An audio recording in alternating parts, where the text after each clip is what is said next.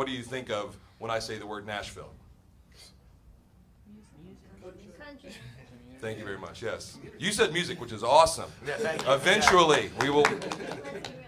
But no, country. You're right. I mean, we all face that in very different ways, and there's nothing wrong with it. You know, I mean, obviously, country music was a major factor in making that city what it is. But also, when you go back, even just the beginning, the history of Nashville, music publishing was around in the 1800s. The first, major international act from there was the Fisk Jubilee Singers, the first group to ever do a world tour, which was an all-black college and traditionally black university, and did gospel music. Elvis recorded there. I mean, everybody from Elvis to Ludacris, goes and does business in Nashville.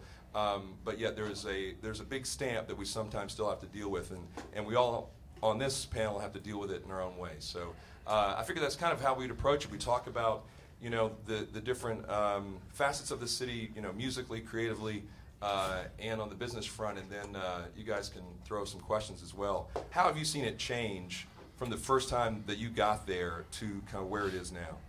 Well, I mean, that's a good question.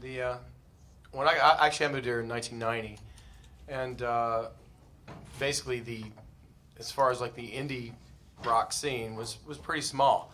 There was actually, I think there was a valley at that point, because you had already had the Jason and the Scorchers era, and there were a few other local bands that got major deals. And there were a handful of semi-high-profile local bands, but there was a valley from about 1992 to about 1996, where the local band scene there was not much going on.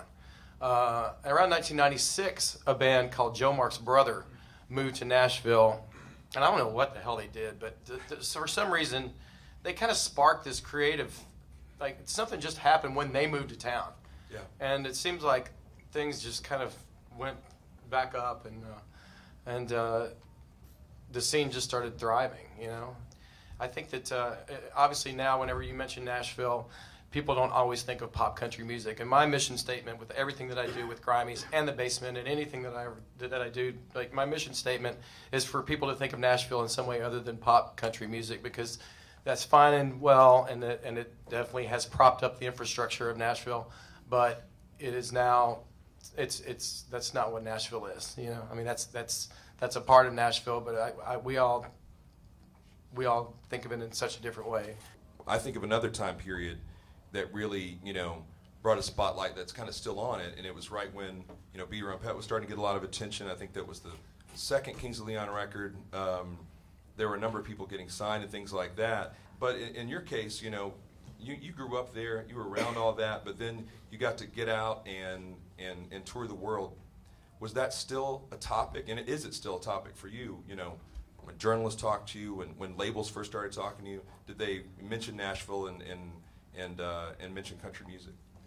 Yeah, I was in a band that got really lucky, and we were still in high school, and we played a few shows around town, and just the right people, right time, right place, and we somehow got put into this bidding war by major and indie labels, and that was kind of a crazy period. We went from playing in front of 10 people at a pizza parlor to playing South by Southwest. It's my 7th South by Southwest playing. When the first one I was 17 on spring break, and we played to like 1,000 people at the Radio 1 showcase at Antone's, and it was just really nerve-wracking. But anyway, it seems to me that since that general time period, which is like 2005, there's just been this surge of good bands coming out of Nashville. And one thing I've noticed is a lot of the members of these bands that are coming out of Nashville are young attendees at all ages, punk rock and roll shows at the pizza place, which there's this old pizza place, which some of y'all might remember, called Guido's Pizzeria. And they would let anyone play there, so thank God for that, because we probably couldn't find a show anywhere else. But yeah, country music comes up a lot, and I was telling Jason earlier, probably about 90-95% of the interviews that I've done, it's always one of the main questions is, how does country music have an influence on any of the bands I've been in? And the answer is, it doesn't, because I just have no idea what that world is like in Nashville. It all kind of seems like it's happening in one concentrate area, which none of us really go to. But yeah, the country. Yeah, like growing up, I mean, like you're saying, it's almost like concentric circles, right? I mean, that stuff goes on, you're aware of it, but it doesn't really seem to ever intersperse with the clubs or anywhere else you go, right? It's black and white, separate. It's you know, all the honky tonk stuff happens downtown, on Broadway and on 2nd Avenue, and everything that I've been involved with has been on the outskirts of that, and that's kind of how it stayed. No one's really infiltrated the downtown Nashville from our scene. At least from my age group. I don't know if you all have any look down there. Well, it's at least $10 to park, dude. Yeah. I came to speak at Jason's conference, and we do a lot of talks, and that was probably one of the most forward-thinking, digital panels that I was on. And we were there for literally 3 days, and then we went back and said, look, we're gonna move to Nashville. And I had my own preconceptions really, and I used to like country music a lot more before I moved there, because there's a lot of country music there. I mean, there is. You can't get around that. But with that, there's other businesses. I mean, when we've been looking around offices, trying to find offices, you've got these big buildings that used to be owned by one label, and now they've all been split up into 10, 15 new companies. And most of these companies, there's a lot of startups in LA, and there's a lot of startups in New York. But we're not a startup. We're a profit-making company. And there's a lot of profit-making companies there, doing all kinds of different things, which is what I liked, and just the general vibe, really, and the people. Yeah. But Mark, on the tech side, that does seem to be like the one area where we might have the hardest, time convincing people about the infrastructure. Have you seen, even coming to an event like this, when you're talking to people, do you find resistance, or do you find, more inquisition when you talk about, have you guys thought about moving your business here? Have you thought about coming here and doing stuff to Nashville? No, I mean, I think we've got, I was involved in setting up a Center for Entrepreneurship, which is a nonprofit in the city, and that is starting to do things like, how many of you guys know about Techstars or Y Combinator?